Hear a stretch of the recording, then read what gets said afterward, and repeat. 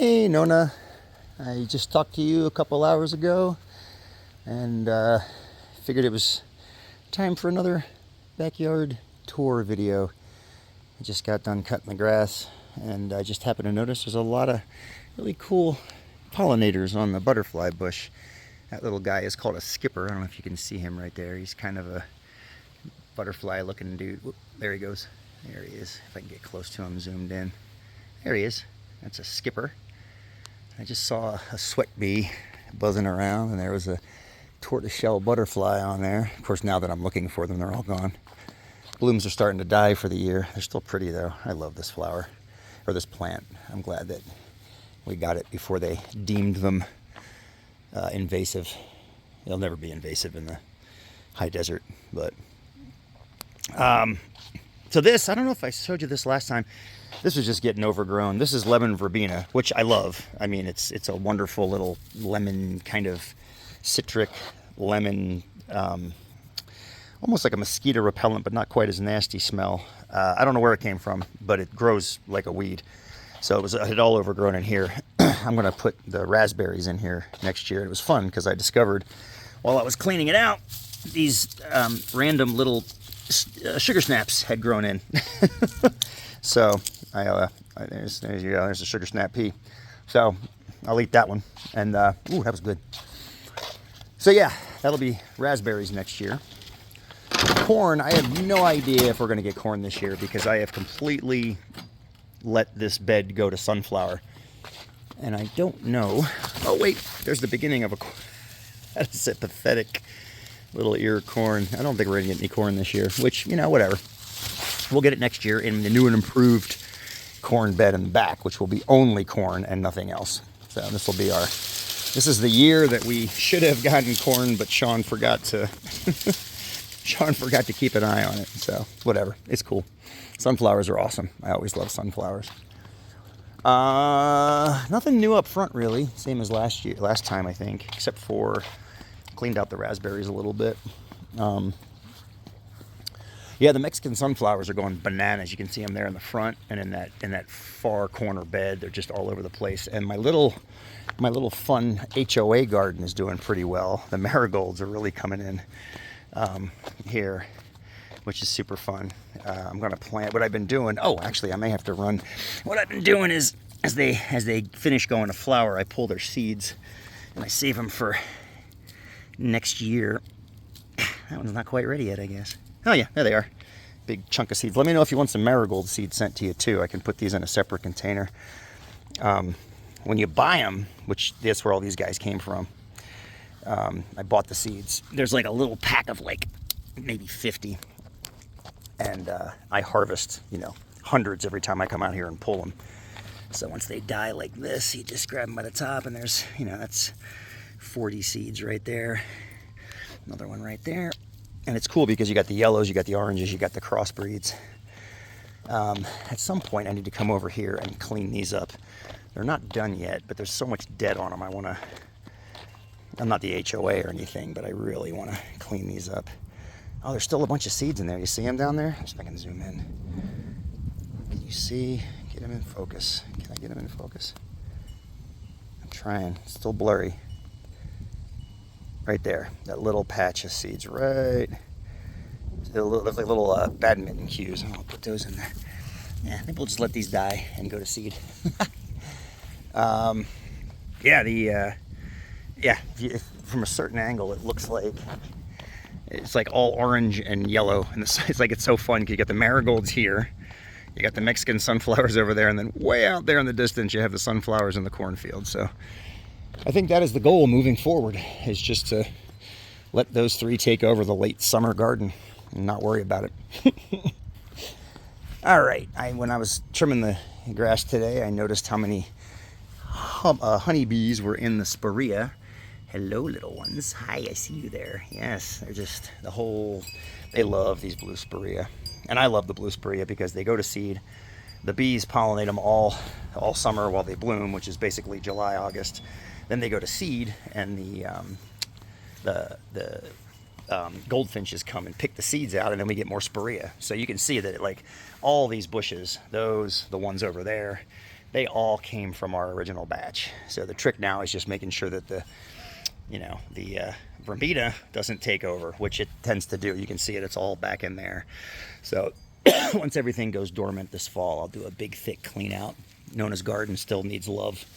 It's getting overgrown. I mean, whatever, it's still great and there's still lots of stuff, but I want to cut that bleeding heart out now that it's done. Whatever the hell this weed is, which is taking over that pot, which has something in it, which I've forgotten now. And I got to get in these crab apples because I gave them a wicked haircut this year and they responded by putting out a bazillion water spouts, which I knew they were going to do because that's what trees do when you give them haircuts. They get panicked and say, oh my God, I need to fix that. Into the birdie garden. I've been changing the water again because we've been getting hummingbirds. Not right now, but they've been coming in, which is great. These little flower beds here continue to be the bane of my existence. I put strawberries in them this year. We'll see if they take.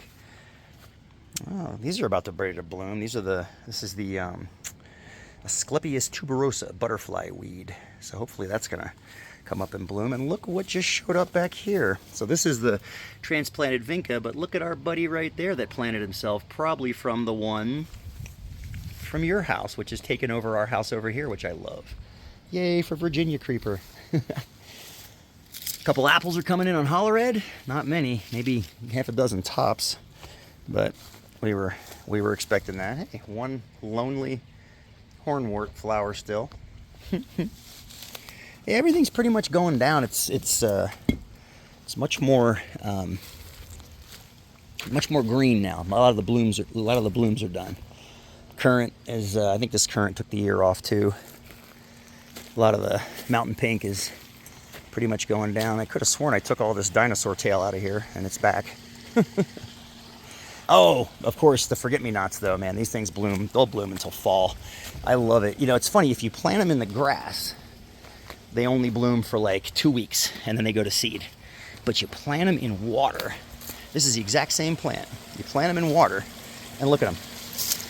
They completely overgrow the stream, just like they do in the wild, which I love.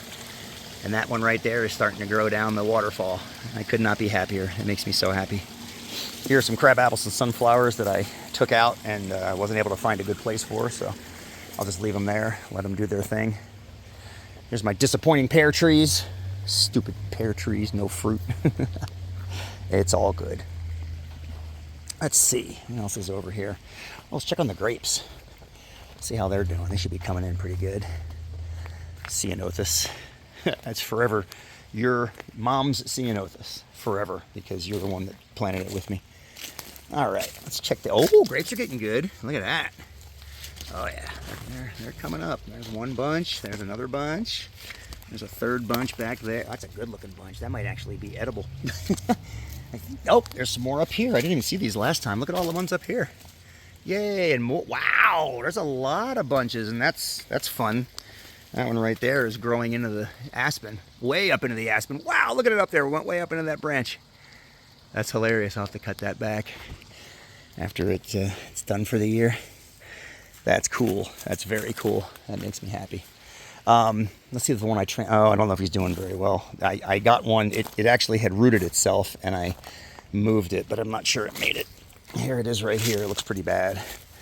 Yeah, I don't think he made it. Well, he's getting water, so maybe he'll come back. We'll see. We can always layer him again, now that I know the grapes layer too. It's going to be the wildflower bed. Next year we're just going to let it get taken over with probably cornflower. I think I'll pull a bunch of those cornflower from up front and throw them back there. Speaking of corn, that's going to be the corn beds next year. Just corn. I'm going to cut this potentilla back quite a bit, limb that apple up after it blooms, and then cut these bitter brush back, and then I'll probably have 3 rows of corn, so that way they can cross-pollinate really well. But I'm excited. That huge pile that used to be there, I don't know if you remember it, that humongous pile that used to be there, I turned it over and moved it, and I kept turning it and kept turning it and kept turning it. Sorry, I'm going to drop the seeds in here and the rest of them. I kept turning it, and underneath was just cubic yards of good soil that I had inadvertently been creating by just, not turning, but it was getting, I guess, snowed on and rained on. So yeah, I mean, I was pretty pumped. I actually took about 2 cubic yards over to Lynn's house to help her fill in that hole where that tree used to be. And there's still tons left for corn next year, and I'm going to move that over the winter or in the late fall. Once I grind up all this stuff here is going to get ground up into pieces by the mulcher. And then I'll take all that mulch there and spread it here so that it all works in. Me and Megan were talking about this, how we should probably mulch in the fall, not wait till the spring. Let it really get in the soil over the winter when it has the time, and then that stays wet because of all the snow. Hopefully we get snow this year. I don't know. Last winter was pretty lame. Here's our berries. They're still coming in pretty good. Blackberries are looking pretty good. Tasting pretty good too. Yep, they're coming in. Oh yeah. Marionberries, not black. Well, they're technically blackberries and marionberries. The goldens are pretty much done, I think, for the year. Most of the raspberries are done. The marionberries are later. I don't see any goldens under there, I don't think. Which is okay. I'm gonna move some of these down to that new bed because all this. So the way I learned all this when we started growing raspberries, the way raspberries grow is they. So this is a branch that had berries on it this year, and what happens after it fruits, the wood gets destroyed, as you can see right there. It gets really, it opens up like paper. So that's old growth. That won't fruit again next year. So that's what I cut back in February. The new growth is this stuff over here, this shiny green bark. So those are the ones in February I'll move. I'll probably move them in August actually, or in October when I do the final yard clean out. But all these tall green ones here are new growth on the goldenberry. So I can move those around a little bit and get them in places. I moved one, look at that one. I moved one last spring down there, and it took off pretty well. It gave us good fruit. So they do transplant really well. I just realized I just picked like 1.5 pints of berries, and I'm just realizing that I missed a bunch. Like that one right there. And these in here. You can't miss those, Nona. You can't miss these. They're too good. So I like picking gin fresh berries whenever I can, which is every day. Look at all that red in there. Every one of those is going to be a marionberry. Did good this year. She did real good this year. There's a big old, and Mary, I mean, now that they're established, I mean, look at that thing. It's massive. It goes all the way back. So I can move these down. Although I think I want to keep just the marionberries back here. Let them kind of take over this area. Say like, you know what? It's yours. I yield to y'all. I'm probably going to bury some of these ends too, because they send out roots from their whatever that's called, when layering. They layer just like azaleas do. I missed these guys over here. I think I may have. These aren't very pretty, but they're going to be tasty. Oh yeah. Oh yeah. Not very pretty, but they'll be good. All right. I think we're back where we started. Let's go across here though. So the apples are starting to change. This is the only apple tree with fruit. They're dropping some on the ground, which is always a good sign. But they're starting to, well, unfortunately, they got some worms too. But they're heavy. You can see the branches really bent over. And the Honeycrisp colors are really starting to come in. You can really, it's kind of hard with the sun right there, but you're really starting to see the striping come in. These are delicious. Of the 3 kinds of apples we have, this is my absolute favorite. So I'm glad. If we had to get one apple, I'm glad we got that one. Oh, we should feed the fish. Let me go in and get some. Some shrimp. And this is fun. Here's a late lupin. Look at that. Beautiful lupin spike. Totally late in the year. Everything else is already dead. All the other lupin. There's seed. Let me know if you want lupin seeds. I'll just pull these and put them next to your, I'll put those next to your other seeds inside. Okay, I'm gonna go in and get some shrimp to feed the fish. So I'm inside with the shrimp. And of course this one here, the big one, knows exactly when I grab the shrimp bag. He knows. The little one doesn't seem to understand shrimp yet. Hang on, the big one knows when I go in for the shrimp. Like he knows the sound of a bowl. He's such a freak. And then he shows up. Hi, Merc. Miami doesn't really care about shrimp. He could care less about shrimp. Not his favorite.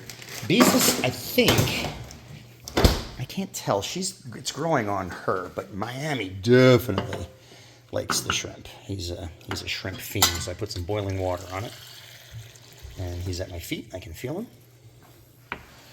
Hi. Can you say hi to Nona? There we go. Hey, Beezus, can you say hi to Nona? Beezus. There it was. Oh, the Beezus.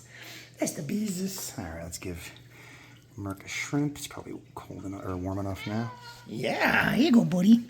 Beezus, you want it too? You can try it. I don't think you like them, but I'll give Mercury some. Here you go. And no, Beezus, here. There's yours. Now, what will probably happen, what usually happens is Mercury will eat them all because she realizes I don't like shrimp. She's trying it though. No, not her thing. But Mercury, man, he's all about it. He'll eat all three of them. Here's the haul from earlier today. It's mostly blackberry, or mostly Marion berries, but some of the raspberries and a few of the goldens there at the end. So it's fresh for Jen to enjoy later. All right, let's go back outside. I don't know what just happened. I'll have to glue this video to the other one. It got separated. But I just realized I got to clean this pond out. It's been over a year now since we did a pond audit and clean it. Okay, let's see if I can get I don't know if we're going to be able to see anybody. Oh, somebody just ate that. Oh, somebody just ate that. It's hard to see him. The sun's in the wrong place. But you can see the shrimp when it disappears. Somebody's eating it. I'll call out. If I can see him, I'll call him out to you. The goldfish are circling, but I can't see. Oh, that was a crappie. You probably even saw that. Oh, that was a crappie. Hopefully you saw that one. They come up and hit sideways. That was a catfish. Those were catfish. Goldfish are in the mix there too. The crappie, there's at least 2 crappie in there that came up to say hi for sure. See what else we can see. I don't know. Something fast came in, but it wasn't a crappie. It could be one of the trout. The catfish come up slowly when they take the food. Yep, there's a catfish. They look kind of like little sharks. They're so cute. There's a lot of catfish. They're still hanging in there from all those years of after being rescued by Max. And the goldfish are always in there last. Yep, here's the pond, Nona. Looking pretty good, growing in nice. And that's the plant I stole out of Hosmer Lake years ago. I don't think it bloomed this year. That's okay. Lily pads are all over the surface, which is good. Keeps the algae down. Over here too. And I love that this serviceberry grows over the pond. Kind of like a Japanese garden. But yeah, I got to get in here and rip out some of that cattail. Keep it under control. Anyway, it was good talking to you earlier. And thanks so much for watching the drum videos. I keep making them. I'm going to finish recording one of them tonight. Then we're on to side B, which should be fun. That's where some of the real shredders are. All right, love you, Nona. We'll talk to you soon. Bye.